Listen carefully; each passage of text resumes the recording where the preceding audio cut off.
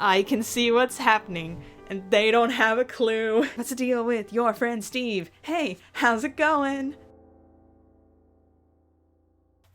Where even are you, and why haven't you sliced Makara in half yet?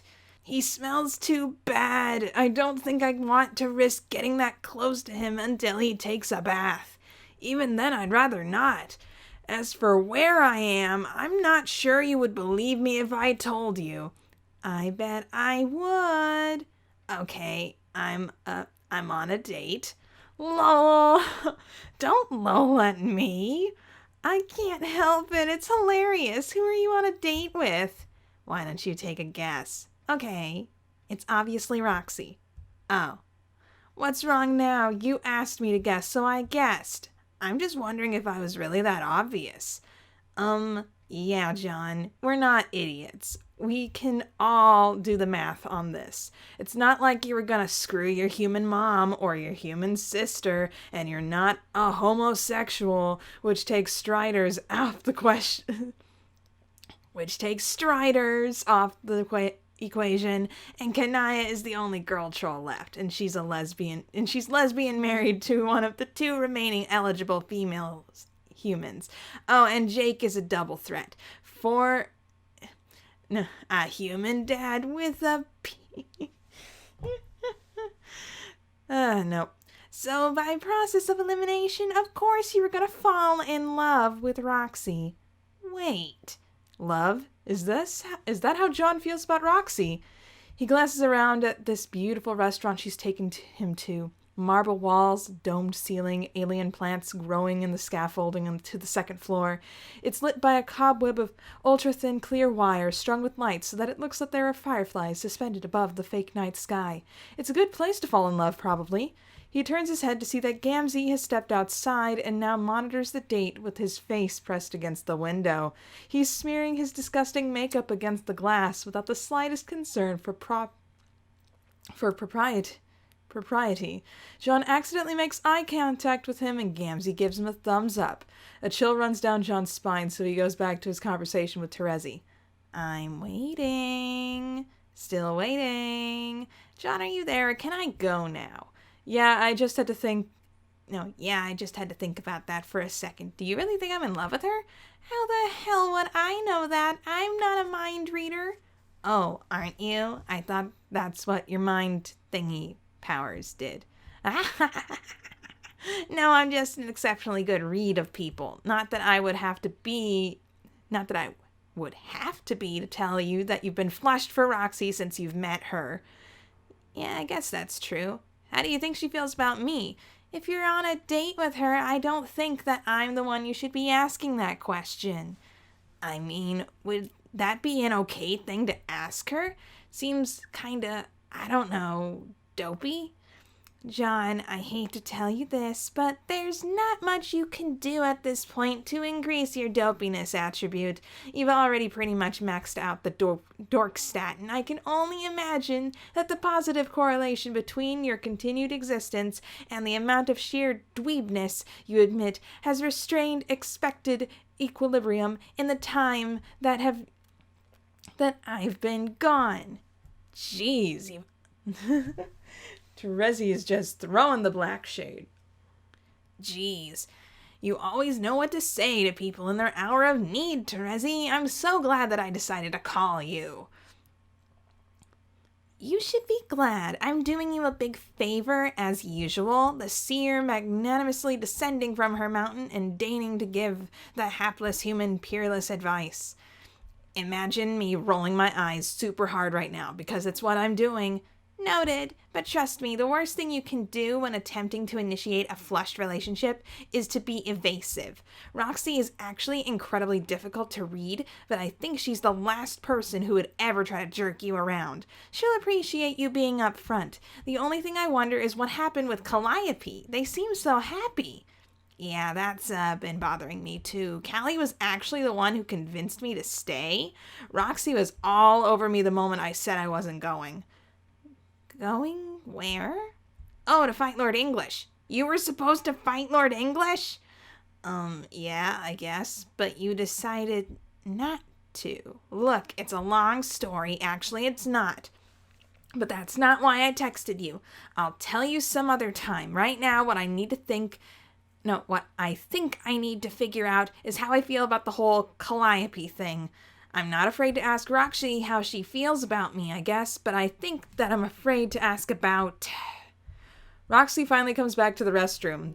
He hears her heels click-clacking on the floor and shoves his phone into his pocket in a panic before he can follow up on the last line of this message. He doesn't know why he does it in a panic. It's not like he's doing anything wrong. In fact, tapping away on a phone when someone leaves you alone at a table is completely and totally normal. Maybe it's just that it's kind of weird to be talking to a girl under the table while on a date with a completely different girl, no matter what his respective relationships with those two girls might be. His internal Rose voice tisks at him, having such a gender essentialist thought. He wonders if he'd feel quite as guilty if he were talking to Rose under the table instead of Terezi. Probably not, which is a whole tangle of stuff he doesn't even want to think about. He shoots Roxy a big, bright grin. When she slips into her seat, she grins back. He's genuinely glad to be here. Roxy is beautiful. The restaurant's beautiful. He feels like he's fumbling at something existentially beautiful here. There's something about the way she's looking at him that makes him glad he got out of bed today. It makes him, for the first time in years, excited about the idea that the future is a thing that exists. Sorry for taking so long. Had to reapply the face. You know how it is. Actually, you probably don't know, but let me tell you, makeup's terrible. Roxy, you don't have to do all that for me. I'm basically a schlub these days. I don't care if you wear makeup or not. You're pretty either way. You know that, right? Oh, don't worry. It's not for you. But it's sweet as hell. I appreciate the sentiment. Oh, that's cool. Why do you need it then? John, do you ever think about, like, gender? Oh, no. Not really, I guess, but I don't think girls should feel like they have to wear makeup just because they're girls. Well, that's not what I'm getting at. What do you mean? Then are you like what? I don't know. I don't really know what we're talking about. Well, I don't really know either, I guess. No, anyway, we don't gotta get super into it now. This isn't really the setting. I don't know if you noticed, but this place is way too fancy for me. LMFA. Oh, I was just all trying to impress you with how I'm classy as heck, but now I feel like we're gonna have to skip out on the check. Even though we got infinite money? Yeah, just a feeling I get. Like, this fancy dress is a costume? Like I'm just play acting at being a grown-up woman? Yeah, I know that feeling. What even are adults? Good question. When I was a kid, I just thought adulthood was something that happened to you automatically, I think. Like the moment I turned 18, a briefcase would appear in my hand and I'd have it all figured out, just like my dad seemed to. I would lose all my facial features, except for maybe one. Either my eyes, mouth, or nose. Sorry. Okay. I can't believe I'm 23 and still a huge loser. I wonder if my dad ever thought that way about himself. Like he was just some big dumb kid totally messing everything up by trying to keep up appearances anyway. Don't say that about yourself, dummy. So I'm a dummy. That I shouldn't call myself dumb? Oh my gosh, you know what I meant. Roxy runs one of her thin fingers around the inside rim of her water glass. It makes a very quiet squeaking noise that he can hear over the mumbled conversation around him because they're sitting so very close. Her lashes look about twice as long in the low pale light. They shadow her eyes so that he can't read her expression. You know, I didn't even know any adults when I was a kid, so I got nothing except the legends of how my universe's Rose and Dave died, I guess. But that's not exactly a useful example in this situation. I don't know. I think sacrificing yourself to take down a brutal clown dictatorship is a pretty good life lesson to internalize in any situation. Meanwhile, Gamzee's like, excuse me. I'm just like, okay. Oh yeah, God forbid, but I mean, my idea of a date for the longest time was drinking a whole bottle of wine alone while crying in front of my laptop screen. Oh, same actually, minus the wine and the computer screen. Just you and your brain contemplating the infinite loneliness of singular consciousness in a vast cold universe. Something like that. So I guess neither of us are very good at this, huh? That's cool with me. 0 expectations means we got nowhere to go but up. I'll toast to that. John lifts his glass as a cute and cliche thing to do, expecting no reciprocation. But she laughs and actually humors him. The glasses clink together clumsily, and water gets all over the complimentary breadsticks. Oh my gosh, are they in this very fancy Olive Garden? She starts laughing harder. Oh, John, why didn't we do this sooner? I love spending time with you. You know, it's weird to say, but no one else has ever made me feel like this. For some reason, those words make the pit in his stomach grow. He lets out a nervous giggle. His arm starts to shake so violently that he gets even more water on the free breadsticks.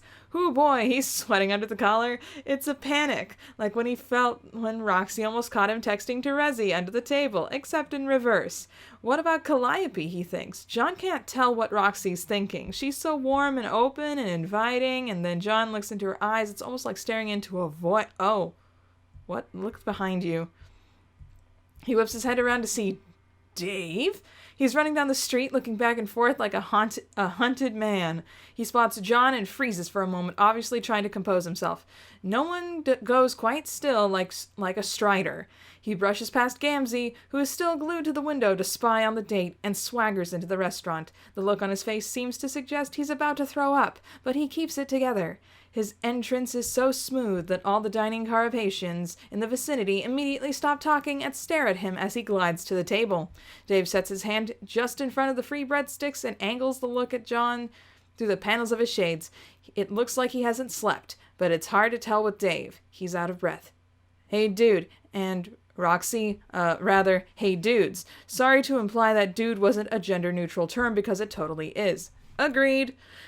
Anyone can be a dude if they really want. That's part of the beauty of living in this brand new world where none of the baggage of our old world had like gender and sexuality and relationships only involving very specific number of people. Dave, you okay? Oh yeah, totally. When am I not okay? Pretty often, actually.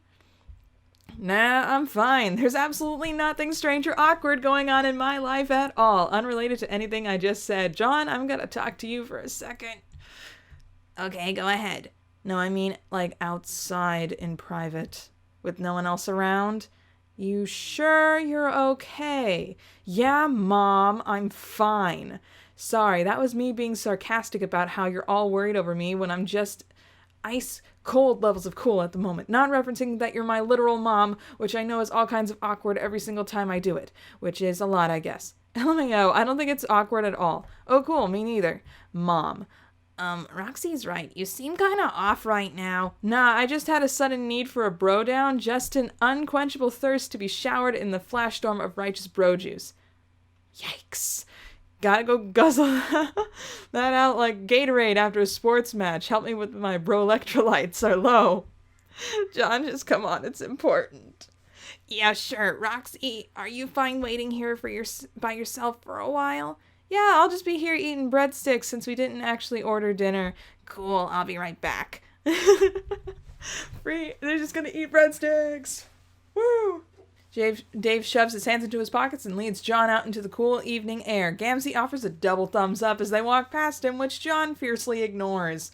John does, however, check his phone, subtly but a little desperately. He left Terezi hanging in the middle of a sentence, and he's got to admit, as much as fun as he was having with Roxy, there's an annoying little voice screaming at him underneath everything else he's done and said tonight that desperately needs to know what else Terezi had to say. Behind Dave's back, as he leads the way, John swipes the screen to catch up with their answers, smiling conspiratorially. Meet overlapping fields can't die. Dave grabs the sleeve of John's tux in his sweaty palm, and the two of them fly to the top of the nearest tower. John glances at him en route, and the look on Dave's face strikes him as that of a man condemned to death. The stars stand out along the skyline so bright in this new world that the outline of every constellation is crisp and clear, even in the middle of the city. Dave cups his hands over his knees and stares straight ahead. Yo, John, what do you think about me and Karkat? You two are pretty cute together, I guess. Together. I need you to be more specific here. Oh, okay. I guess I'd have to say that you're both cute individually when you're with each other, and you make cute friends, which is why you're cute together. Something about it just works. I feel like I'm saying cute a lot here. For the record, I don't mean you're cute as an individual. No offense. Alone, you're just Dave, but together, yeah, you guys are cute. Together, you mean like a couple. Dave says this so neutrally that John has no idea how to read it, despite having years of practice reading Dave's many neutral tones. Yes, that's what I mean. Why? Didn't I just explain it? Good friends make good partners. You're similar in all the right ways and different in all the even more right ways. You two balance each other out and keep each other from going off the rails, like when you were kids. Huh. You were both kinda crazy when we were kids. Again, no offense. That's not what I was saying, about. Oh, I was saying, because that sure was a coherent Egbertian thesis on the state of the Dave Cat situation. Well, I've thought about it that way for a long time. I think that's what everyone else thinks, too. I don't know. If I'd been thinking about it that way, I wouldn't be in the mess I'm in right now. You're in a mess? Yeah. There's a metric ton of crap about to come down on me because I dragged my heels on doing some serious self-reflection. Is this just some more stuff about being gay? Maybe, yeah. Okay, definitely, yeah. It's 110% about being gay. I thought you already worked all that stuff out. Turns out it takes a lot of time to figure out your sexuality after childhood filled with repression and abuse. Dave. I mean, yeah, I woke the hell up to my inner potential for gayness in a big way, but then I just kind of pressed the snooze button and rolled back over because we kind of had to fight all those jacks and also create society. Holy crap. There's a gay snooze button? Yeah, man, there's a gay snooze button. Wow. When I was having my gay cool boy awakening, it wasn't full no homo, but it was at least a quarter no homo. If I hadn't done that then, instead of talking to you about this, I'd be at home right now. Kissing Carcat, probably. I don't get this, Dave. Am I your gay confessor or something? You don't need my blessing to go kiss Carcat. In fact, I was pretty sure you were already kissing Carcat. Nope. In that case, as the Lord Pope of Dave's fully awakened gaydom, I give you my blessing to immediately leave and rectify that as soon as possible. Go, my child, and kiss Carcat right on the lips. Okay, as much as I appreciate how weird a thing that was to say, it's not that simple. I might not exactly be the expert, but kissing seems pretty easy, Dave. I'm sure it gets more complicated in later stages, obviously, but I think you can figure out how to get your lips on his without much trouble. No, I mean like... Dave makes a couple truly useless hand gestures. In the greater fabric of our weird incestuous social group, it might be the wrong move, I think. How so? Because... Jade.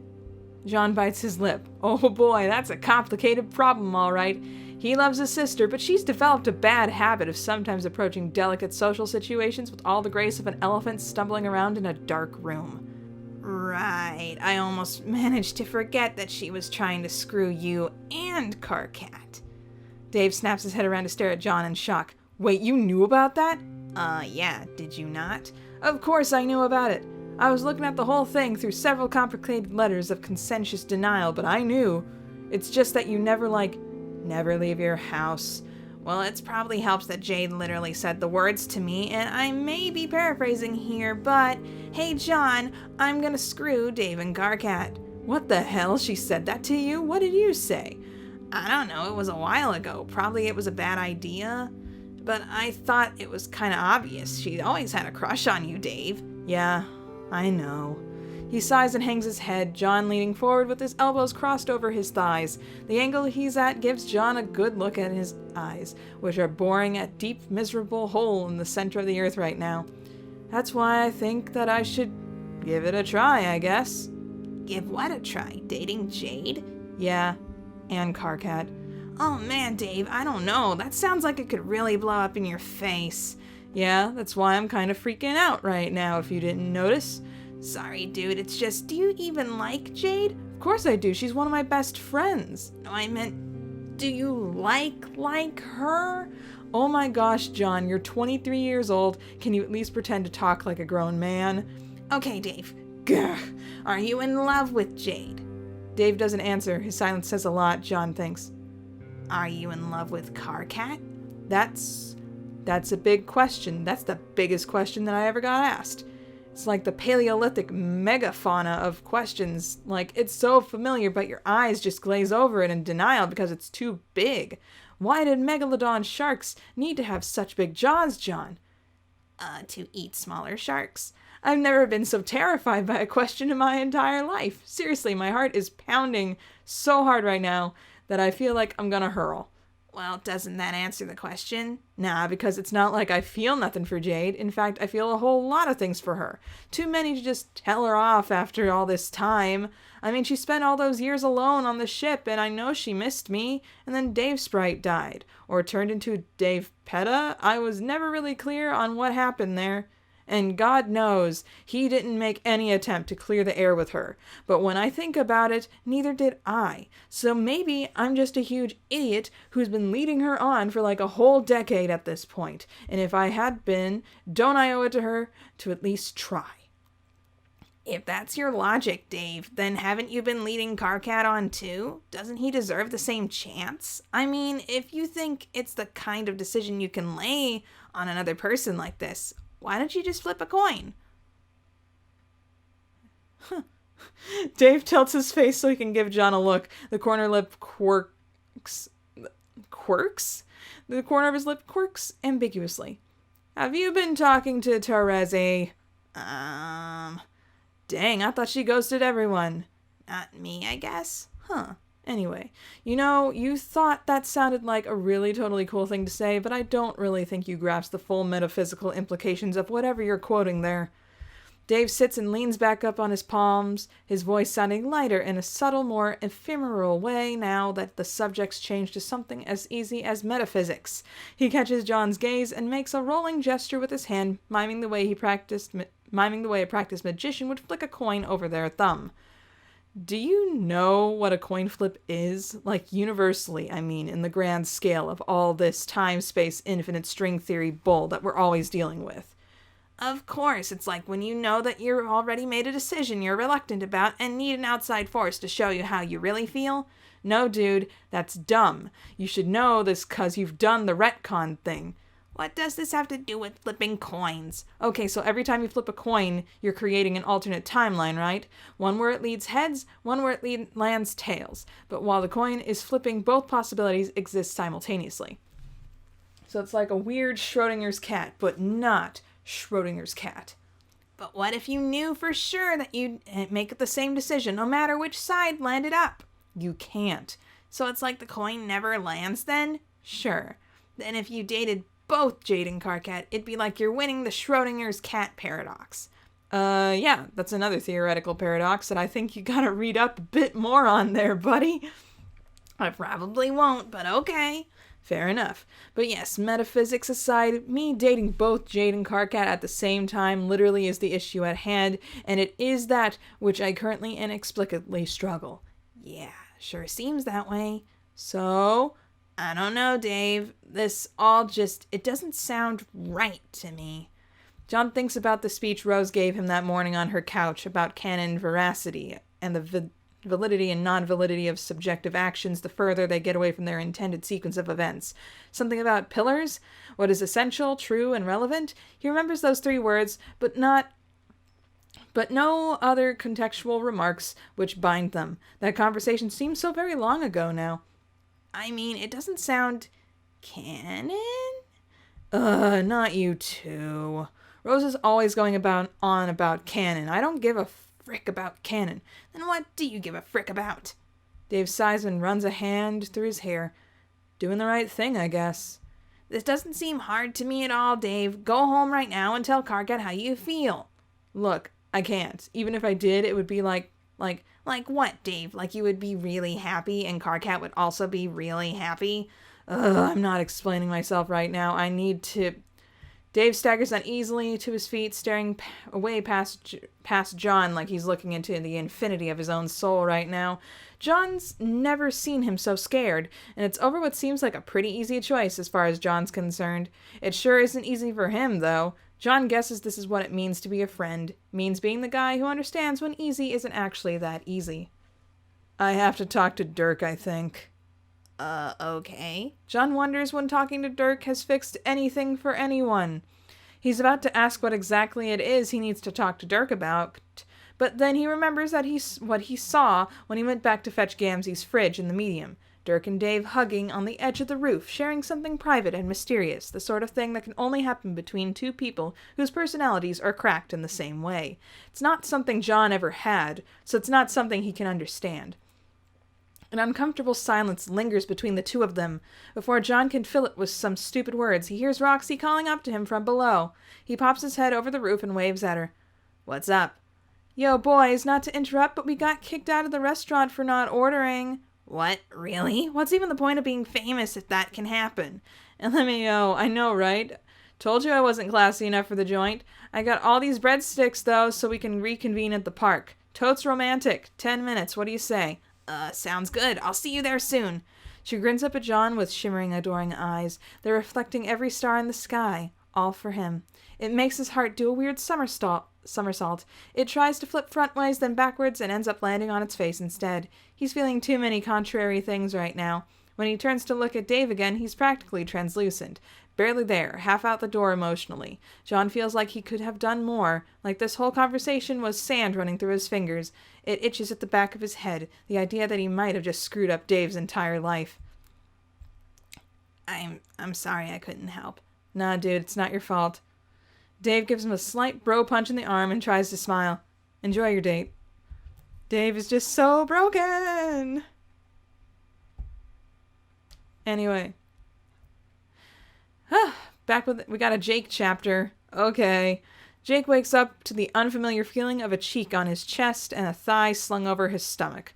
Not that waking up to limbs entwined with some fleeting dalliance was an unfamiliar sensation by any means, but this time something seems off. He's afraid to open his eyes because he can't remember the last few days. The very last thing he does remember, if any of his recollections are to be trusted, is corking open a bottle of alchematized Merlot at 9 a.m, as one does, and then doing a brisk session of target practice, which was interrupted by...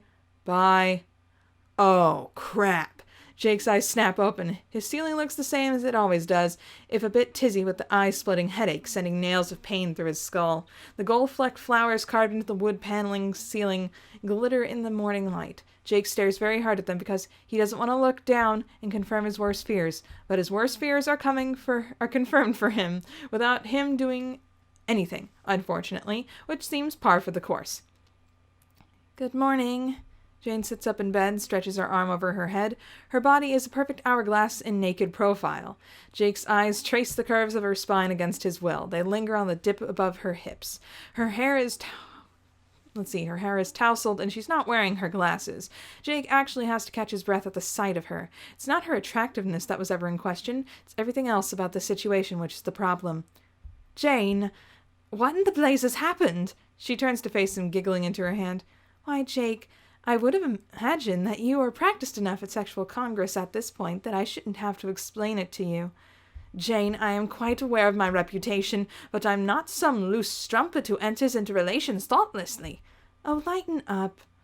Jane blinks and touches a hand to her collarbone, like she doesn't quite recognize herself. Oh dear, did you hear what I just said? Lighten up? It's been quite a while since I thought that way. My, it feels freeing to say. Lighten up, Jake. The election's off, the economy's stable, Dirk is probably never going to talk to us ever again, and we finally screwed. Did we? Was it merely playing honky-tonky with our digits, or did we do the whole Oh, no. Gamahooche, or even worse, the beard splitting? I don't know what any of that means, but Jake, we definitely did it all. She crawls towards him with a goofy smile, padding along unsteadily because she can't see without her glasses. No, she can't see anything without her spectacles. Jake shoots up in bed and scuttles all the way back until his shoulders hit the frame. Something catches the corner of his eye and he swivels his head to see the trickster lollipop on his bedside table. It sits like evidence of a murder scene beneath an empty bottle of vodka and far more sets of underwear than the number of people accounted for in the room. What the heck?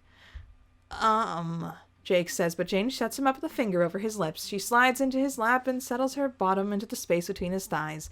There's a blanket between the lurid parts of their naked bodies, but Jake cannot rightly move unless he wishes to be dearly compromised. He stutters through several objections, but Jane is plucking all his strings quite mercilessly. He feels like a snake about to be necked by a mongoose. What's the meaning of the lollipop? I thought we agreed never to use trickster mode when we were, unsupervised. What? The lollipop was your idea.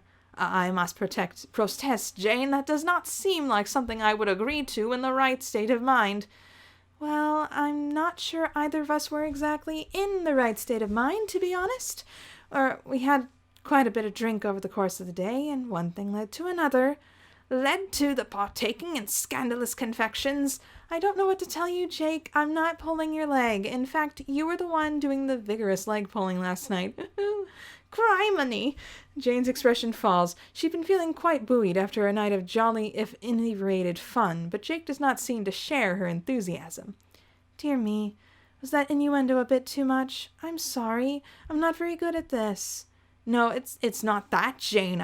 All of this feels wrong. Now, I don't want you to get the wrong idea here. You're a dear friend and I care for you deeply, but I think that what happened between us might have merely been a result of profound inebriation.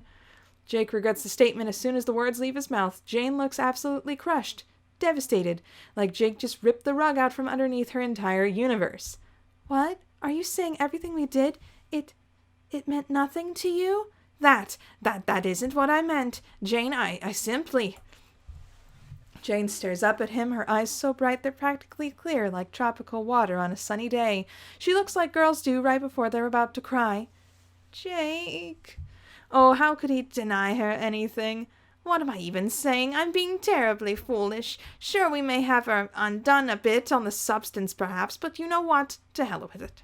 I might not remember everything that happened last night, but I'm sure my passions wouldn't lead me astray. You've always been a lovely girl, Jane, and you've become an even lovelier woman. Why, it's a surprise this didn't happen sooner. May as well, just go with it. It's not the most rousing speech Jake has ever given, but it seems satisfactory enough for Jane. He releases with a tremendously relieved sigh when Jane breaks into a smile. Oh, Jake! He flails when she kisses him, but this time there's no doubt he hasn't said no. Oh, gosh. This is... oh, this is weird. This is weird. This is weird. I'm gonna drink some more orange soda.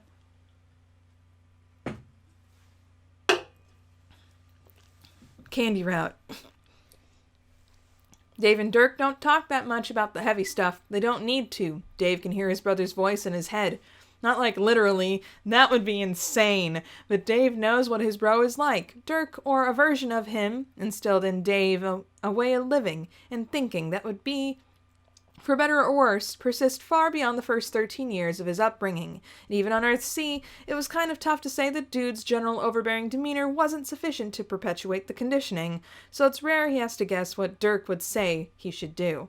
But when it comes to the boondoggle involved with triangulating his interpersonal relationships with Jade and Karkat, Dave is shooting blanks. He has no idea what to do, no idea what to say, and for once the ghost in his head doesn't either.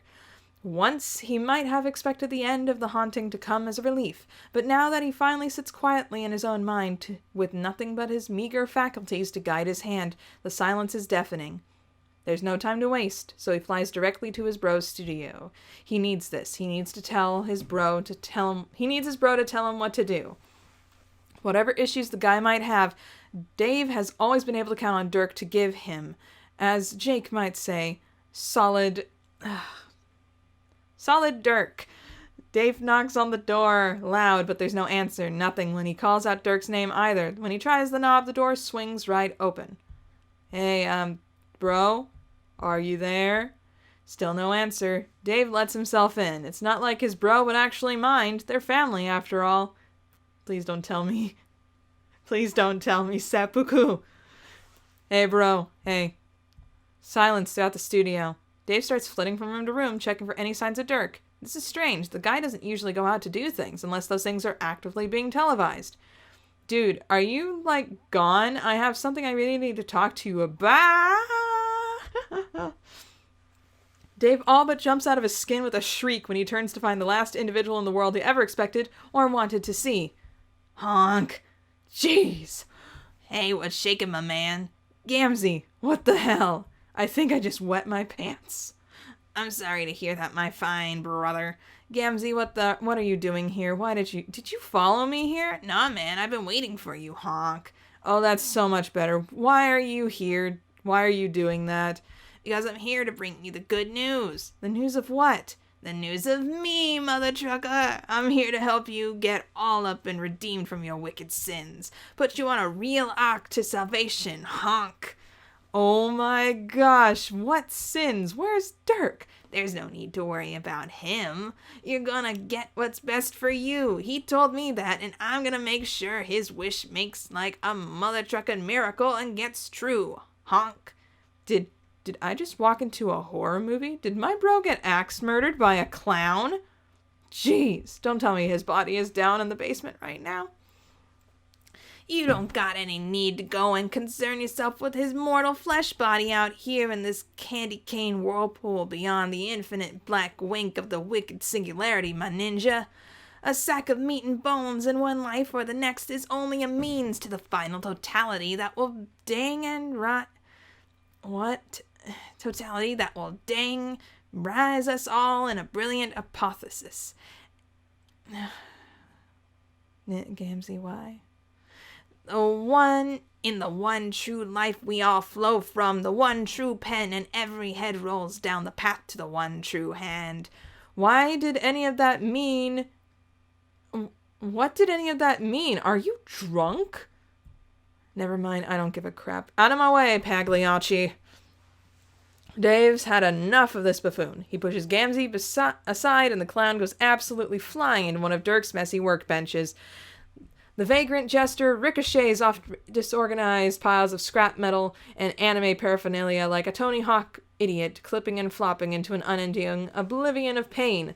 The circus ruckus starts a vicious Rube Goldberg machine of cartoon physics, knocking every cinder block, crusty puppet, and Japanese sword in a tornado's radius off balance and avalanching them catastrophically onto the hapless clown's torso.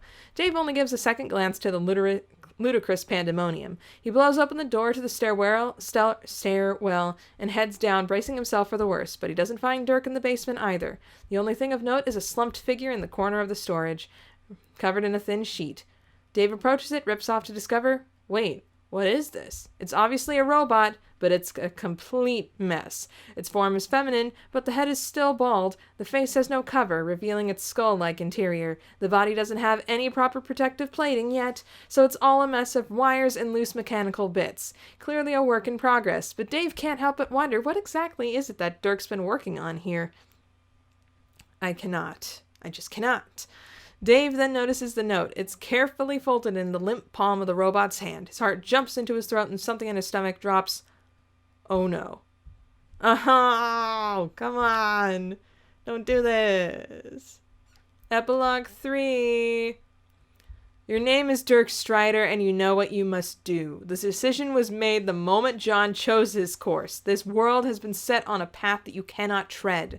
You stand beneath the Carpathian bell tower, poised to climb to the top. You brought nothing with you but a long length of rope coiled in your steady fist. It is the only thing you need. Ascend. You do not hesitate. Your legs feel impressively powerful as you begin to climb the staircase, 2 steps at a time. There is nothing of consequence but your singular task. You left a note, but you don't expect any of your friends to understand. It's not important that they do. A flip of the cosmic coin has rendered your entire life completely inessential. What could you accomplish in a dead-end existence like this? There are no stakes, no meaningful challenges, no structures or themes, only residual chemical reactions and a dying brain, a physical system's obligate compulsion to exhaust its own lingering momentum, a cockroach with its head cut off, waiting to die of thirst. Dude, Gamzee's mere existence just threw Dirk out of all of this Well, I guess it was John not choosing, but I say it's Gamzee. Gamzee's what caused it. Ready for the rug pull. Halfway up the tower, you take flight. Every second you waste here is a drain on the concept of existence itself. You whip up the hollow vertical shaft at the center of the spiraling stairs and erupt into the air beneath the bell. You land on the ledge looking over the Carpus kingdom below and cast a cursory glance over the landscape beneath you. It's a beautiful scene, as cosmic illusion... No, its beautiful scenery is a comical illusion of no matter to you. Get to work. Your hands move methodically to fashion the hangman's noose. It is a gesture you have practiced well. You bunch a section of the rope into an S and loop the end into a rope around its middle. 7 wraps, you're done. You tie it off at the bottom, then hung the rope taut. The corrosion has already begun. You can feel the gears slowing, all the intricate, unseen mechanisms coming unhinged from their mooring and drifting apart. Your friends might derive some sense of fulfillment from satisfying the elementary obligations of self-preservation and self-propagation, but there's nothing here for you. It doesn't matter anymore. There's a beam across the opening of the face of the bell tower that serve as a convenient anchor for the rope. You toss the noose up over the beam and then rise to fasten the knot. You ensure that it's secure. There can be no mistakes. You touch back down to the ledge of the tower. You bring the noose over your head and pull it tight.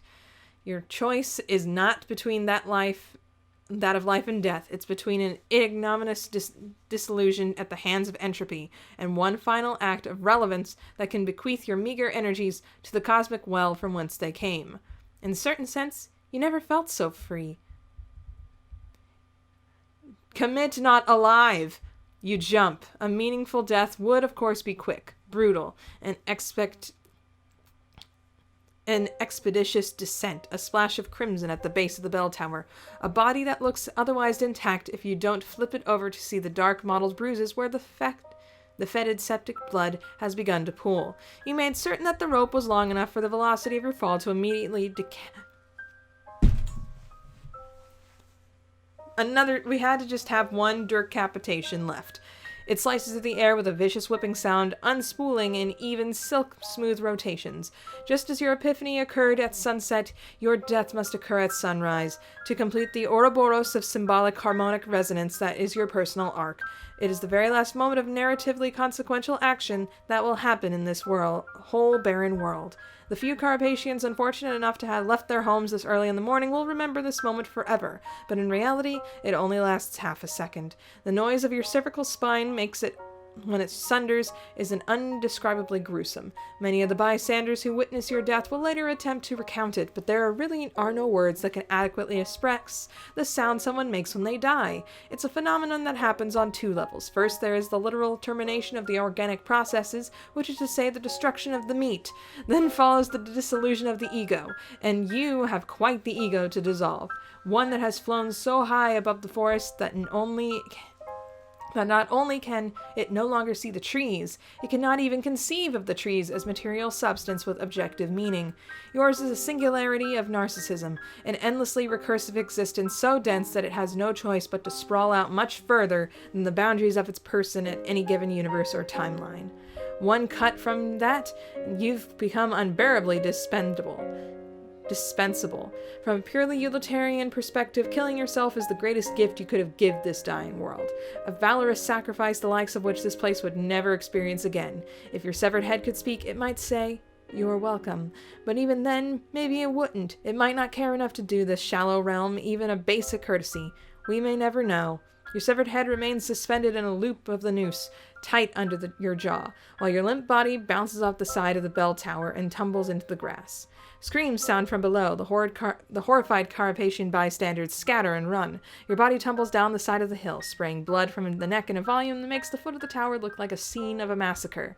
Your heart keeps beating well after you're dead. It keeps beating until every drop of your blood is forced from your corpse. The sea of gore drenched the earth beneath the scene of your demise. Your body doesn't get up, and your head doesn't open its eyes. When you think so little of yourself as a moral character, any act of self-termination will result in a death that is just. Dang, son. R.I.P., Dirk. R.I.P. Candy Route, what even is? What even is? I don't understand you, Candy Route. But I understand it, because I read Meat first. I understand. Okay, then. Long chapter. Okay. Probably the last one for this one.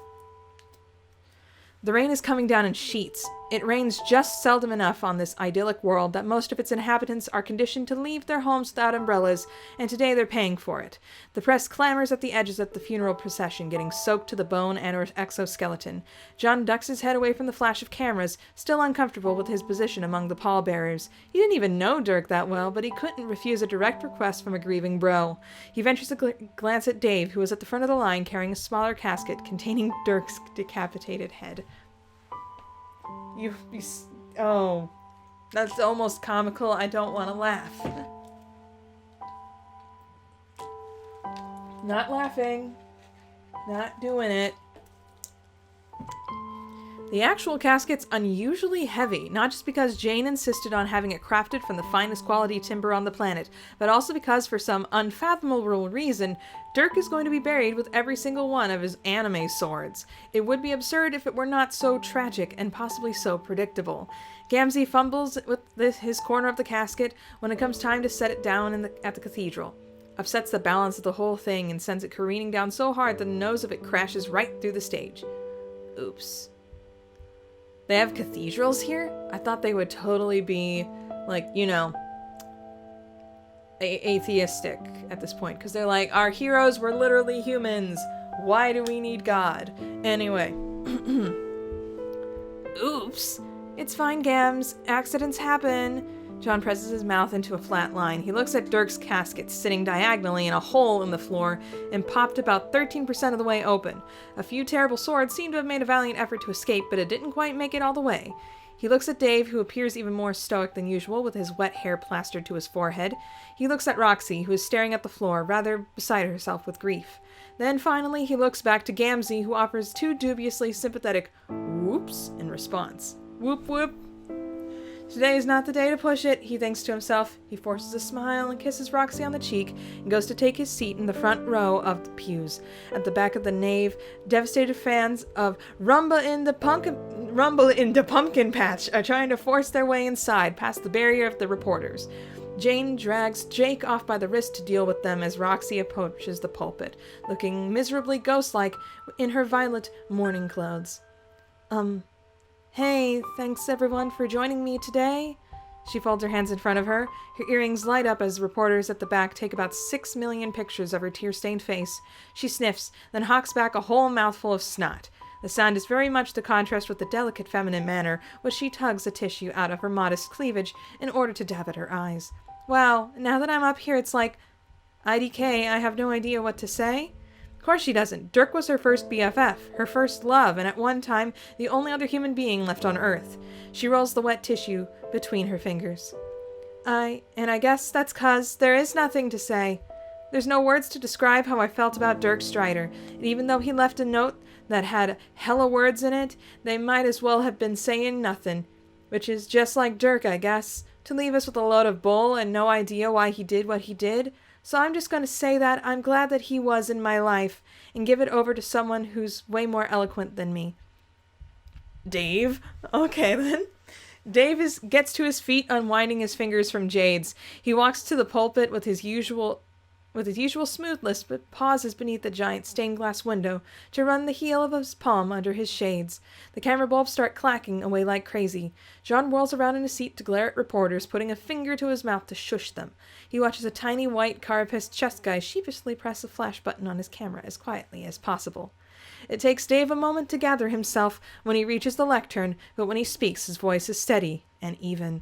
Hey guys, I want to apologize in advance because this is about to get a little real. Realer than the 3/4 of a corpse I'm standing about 2 feet from right now. I mean, I totally hate to ruin everyone's mood on a day where we've gathered to think deep thoughts about how one of us just went and off themselves. Not like we're going to be stumbling through our lives constantly experiencing intrusive thoughts about this specific event or anything. Hey, remember when our good pal Dirk looked like with no head? Pretty hard to forget, since getting decapitated was like his third favorite hobby, so it's not so much the body that's the problem, but the sorta existential realization of finality, I guess. Though I ain't gonna lie, the body's starting to stink. Sorry, but all that stuff I said was a load of absolute bull meant to deflect from the fact that I'm pretty shook about this. I used to do that a lot. Like, basically every time I opened my mouth. Most of you know this, but I had a kind of terrible childhood. Not gonna go into details, but long story short, it was technically my good old bro dad here's fault. Not this specific version of him. The one I grew up with was he was... Dave hesitates. His voice might be cracking, but it's subtle. He was an absolute bastard. No offense to the dead. I'm said it. I'm gonna say it. He was. Fandom bro was alright. Canon bro, no he wasn't. Take that and shove it, YouTube.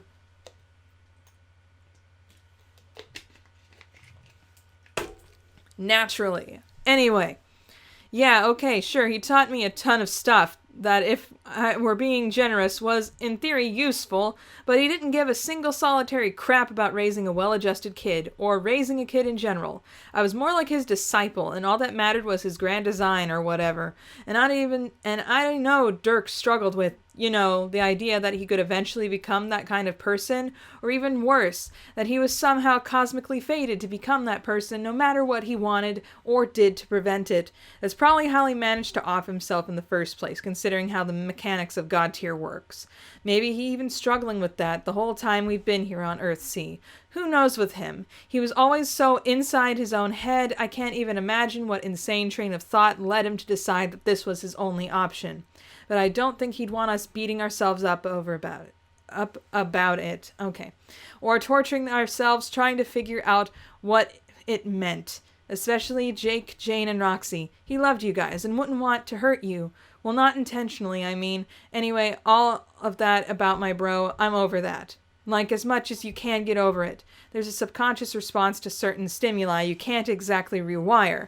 But the conscious part of my brain is all like, dang, dude, I feel great. What is hypervigilance? I love being alive and having all these friends who care about me and don't beat the crap out of me every day of my life, etc. And part of that's 'cause I got to be friends with Dirk. It was great getting to know this rad version of my childhood guardian who wasn't completely insane. And, just chill with him. Shoot the crap and freestyle or debate dumb crap about without it being a federal issue. And more than that, he treated me like I was on the level with him. He let me give him crap for being a pretentious blowhard every day of his life, which I did, but despite that I looked up to him. The way I always felt like I should have, looking up to my bro, the way I wanted to look up to my bro, but couldn't. Dirk taught me so much crap I didn't know I needed from him, like picking up Dirk's opinion was unavoidable if you ever hung out with him, considering he never shut his mouth, but I'm glad he didn't. He taught me about combat, philosophy, life, and I'm sure, had he not killed himself, the literal day I was finally going to ask him romantic advice, he would have taught me about love, too. So in the end, I really got no idea how the heck I'm supposed to feel right now, but that's probably okay, right? It's okay to not know how to feel when someone dies. It's okay to not have all the answers. Maybe it's okay if I'm not okay. Sorry. I wish Dirk were still alive so I could tell him that, but he's not, so... Dave takes a deep, shuddering breath and actually takes off his shades to wipe away the tears that are pooling on his eyelashes. I guess that's all I've got to say about that. Jake is openly weeping by the time the speech is over, his face buried in Jane's breasts. She's remarkably composed, looking more irritated than anything that her gentleman companion is getting snot over her attractively tailored power suit. Dave leaves the stage, face turned away from the glare of the camera lights, and Roxy takes her place at the pulpit once again. Anyone else have a eulogy they'd like to give? I think the best way we can honor Dirk's memory at this point is to spew an untold number of words into the void, as many as we can.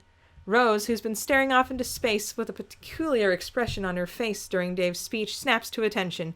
She brushes Kanaya's hand off her lap and goes to the stand, but is interrupted by the horrible, squelching sound of Gamzee lumbering to his feet in his wet, oversized boots. He saunters up to the pulpit with the precise, lazy gait of one who's grown far too comfortable with the lifelong tendency of unwittingly inspiring others' contempt, and braces his arms on either side of the lectern, as if this church... there were an adjacent room full of wet dogs eating garbage. Everyone in attendance would have run that room immediately to escape the stench emanating from the smiling clown. Suddenly his expression distorts to become something which can only be described as a leer. Oh no. Oh no! Please, Gamsey, don't do anything crazy right now! Okay then. What's up on this most righteous and frowny days, my girls? Oh my god, no one wants to hear anything you have to say, Gamsey. Aha, you still got it, brother. My mother trucker of comedies. In the prey block. That mirthful noise you holla still slaps my Whatever. It's not a joke. Gamsey clears his throat quite loudly and abruptly, sending an ear-shattering echoes through the church. It sounds like someone just threw a toilet in a wood chipper. Ninjas and gentle girls, we gather up at this shrine of worship to whatever false idols or messiahs these homies get the devotion on for. But that's okay, because we're unified today, no matter what our bad and different beliefs say at us to our piety plans. We come in celebration of the life and death of the one and only, a true choice piece of man, son of a gun, whom I hardly ever knew, the Dirkster. Boo! Then you might be up and wondering what place I have got all orating on the subject of the legend of this fine fellow.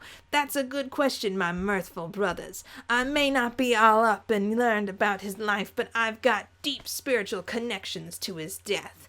It's just so happened that fate brought me to his doorstep on the very day that he went and I almost did it, Gamsey. I almost did it. I got it so into the role, I almost swore like hardcore. I'm not sure what YouTube's thoughts are about the word bastard, but I know that they would hate this. Choked it off at the neck. One of the most spiritually awakening moments in my life. In such a short time, he taught me so much. This was no coincidence. It was a higher power guiding my path. These powers made sure that I would be there to receive a great warrior's final message and relay it on you on this dark and dreary day of death. Honk! The clown thrusts his hand somewhere between the waistband of his pants and stares obscenely rooting around. He retrieves a piece of paper, crumpled and soaked from the rain outside, and attempts to smooth it over the lectern. The wet paper breaks apart immediately because of his oafish clown paws. Aw, jeez. I guess I've got to up and wing it. Dirk's close friends in the audience look on with anxious anticipation, eager to hear whatever important message Dirk had apparently handed down to Gamsey to be passed on. John can't even find optimism himself. Gamsey draws a big fat breath and begins his speech. You ever wake up and sit down to drop a fat one in the load gaper, but your flesh body just ain't ready to go and duke it out yet? The clown's words hang heavy in the air. He scans the crowd, silent for an uncomfortable while, as if his question were rhetorical, and he was expecting an answer that would never come. That's what life is like for the D-Man, a man born with a purpose, a plan, but the wicked ways of this world stole that away from him.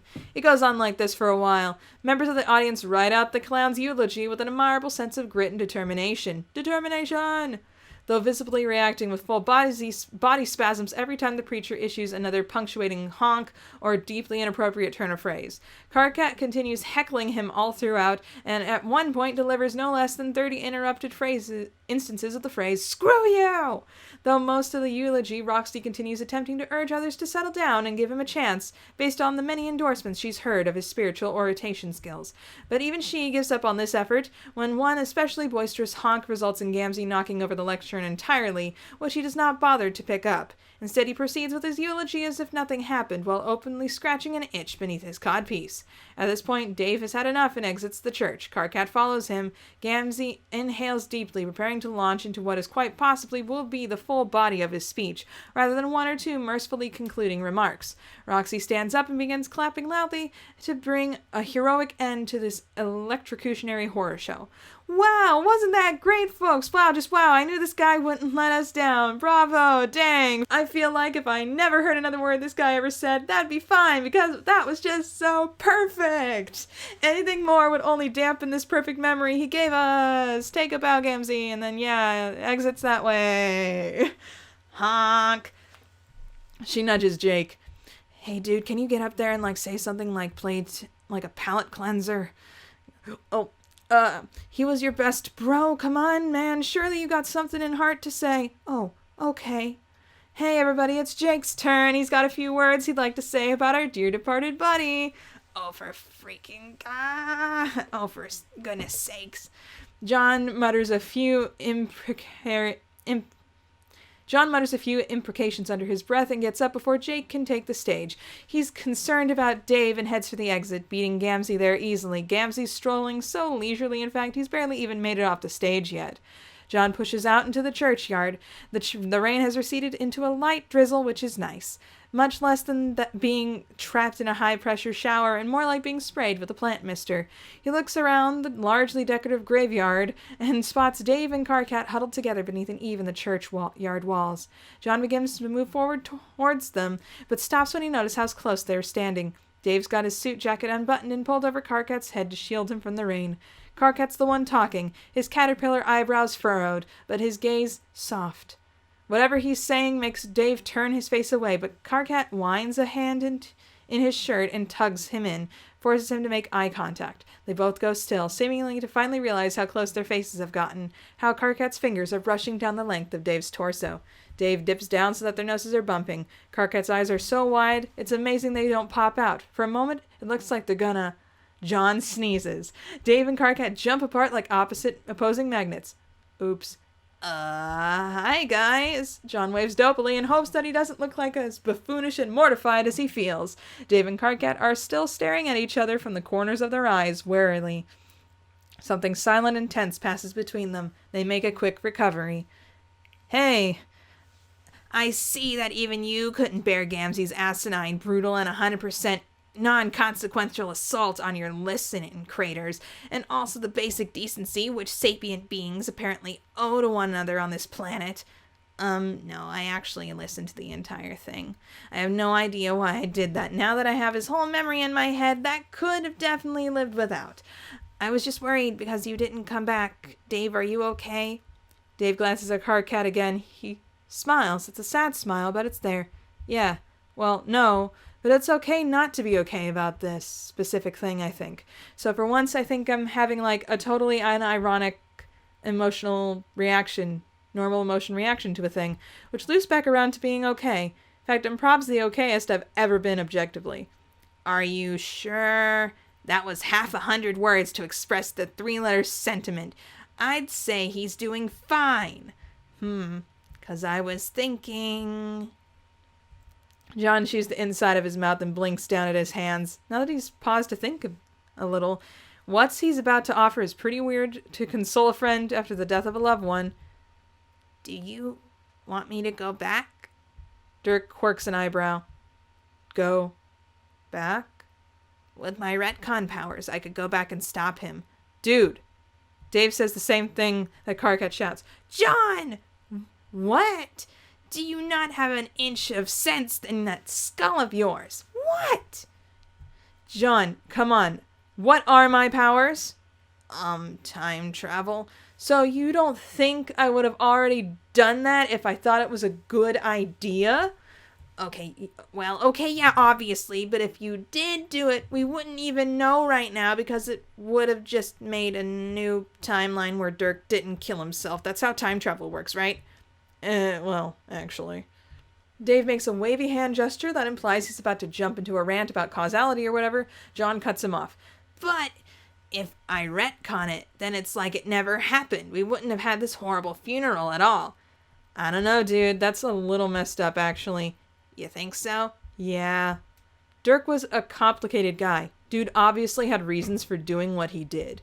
If you go back and just rewrite his decision, that's like denying him his personal autonomy. I didn't think about it that way. John frowns. Dave opens his mouth to say something else, but he's cut off by Jade, poking her head out the church window. Dave, Roxy's wondering where you are. Oh yeah, I'll be right there. What about you, Karkat? You coming? Yes. Can't a man stand on a moist and dreary piece of religious property to help console his main bro? Jeez. God forbid we upset the carefully orchestrated funeral programming, which just featured a segment wherein a deeply unpopular clown... Oh, gosh. Oh, Lord, you dumb baby, Carcat. It looks like to me like you're the one third-wheeling Dave in John's poignant bro times, so why don't you get your butt on over here? Ugh, fine. Carcat stomps back towards the church, bickering with Jade his way across the graveyard. Dave adjusts his shades and puts a hand on John's shoulder. John, I get what you're trying to do, but it's okay, dude. I'm okay. John nods, swallowing hard. His throat is all dry all of a sudden. Dave turns and walks back to the church. Once John is absolutely sure Dave is gone, he closes his eyes, breathes in a deep through the nose, and raises both his hands. Nothing happens. John cracks one eye open. It's been a while since he tried to, well, anything more complicated than going out for dinner, to be honest. Has he just forgotten how to invoke his game powers? Do the windy thing, he thinks. A brisk breeze howls through the graveyard, rustling some leaves off a nearby tree. Nope. That's all good. Do the retcon thing, he thinks, much harder than he thought. Still nothing. That's weird. It was working just the other day. He stares at his hand so hard that his head starts to hurt. So hard that he doesn't hear the footsteps sloshing through the wet grass behind him. When Roxy taps him on the shoulder, he yelps and shoots 6 feet up into the air. And let me go, John, it's just me. John spins around to greet her. He hides his hands behind his back like he was doing something bad with them, which he guesses he was, kind of. Roxy shields her eyes against the rain and laughs. You doing okay there, B? I'm fine. Wait, B? John lands softly, close enough to Roxy that she can slide a hand up his arm. Yeah, it's like short for babe, 'cause you're my baby. Oh, yeah, right. John feels himself flush and runs an awkward hand through his hair. He's still a little embarrassed to show affection in public places like this. He slips a hand into the small of Roxy's back and feels a pang of guilt about what he saw transpire between Dave and Carcat earlier. Is Dave okay? Yeah, I guess. Are you okay? Yeah. Her gaze gets distant as she stares at something over John's shoulder. Whatever she's thinking about, it tugs a soft smile across her face. Yeah, actually, I'm more than okay, 'cause I've been thinking. Oh? Roxy stares, dancing at her fingers up John's chest.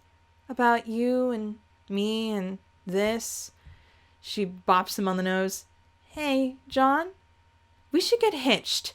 John stares where Roxy's finger is still pressed down on his nose and goes a little cross-eyed as his brain tries to process what she just said. What? What? Come on, John, marry me.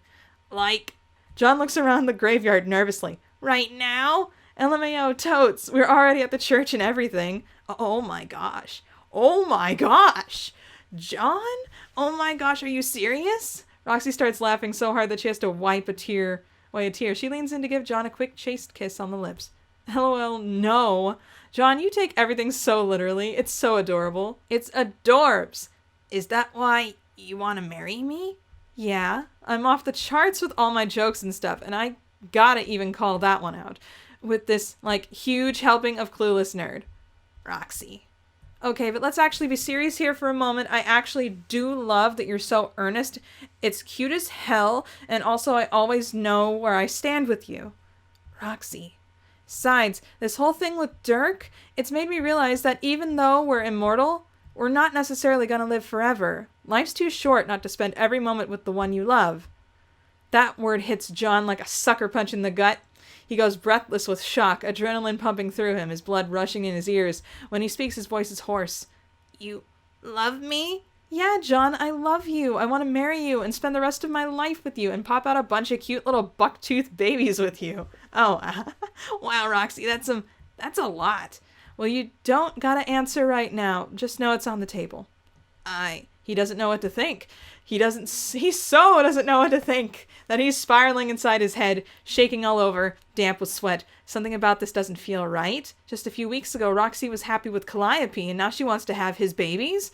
John feels like he's missing something important here, like he went for a bathroom break during part of a movie where the plot twist happens. He should give Roxy some time, give himself some space. It all happened so fast, it's suffocating. On the other hand, isn't that how love's supposed to feel? Like a quick plunge into cold water, a feeling that grows unexamined, and then gets so big that the realization washes over you like a wave. Roxy, unbearably beautiful, with moisture clinging to her eyelashes and a smile that she's only smiling because of how much she likes him. She likes him so much that she wants to be around him every single day. John's stomach feels like it's doing pirouettes. His hands come up around Roxy's shoulders and keep going until he's cupping her face in both hands. He starts to giggle. Okay, let's do it. Roxy waggles her eyebrows. Ooh, you want to do it? Yeah, yeah, that too, but I meant about getting married thing. Let's do that. Let's totally get married. Roxy practically attacks John's mouth. She's so excited. John shuts his eyes and kisses her back, still giddy and laughing against her lips. She kisses him until they're both breathless, then pulls back so that she can gaze at him with glittering eyes. Oh my gosh, we're gonna be so happy.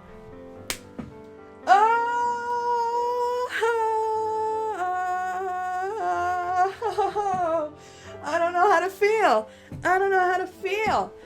This is what I've wanted, but the whole, like, foreshadowing with, like, what about Calliope? It's making me go insane. So it's like one of those things where, like, it's like, I want this, but not like this. It's sort of like, that's what this entire epilogue thing feels like to me. Oh my good golly gosh. That's where I'm ending it off. This is great. Okay. Candy Route is like the best, guys. It's so less mentally scarring than meat. Oh my gosh. Anyway, I'll continue on the next time. See you then. Whew. Hey there. Consider becoming a patron, just like the phenomenal Gerald Thomas and Bleed Red.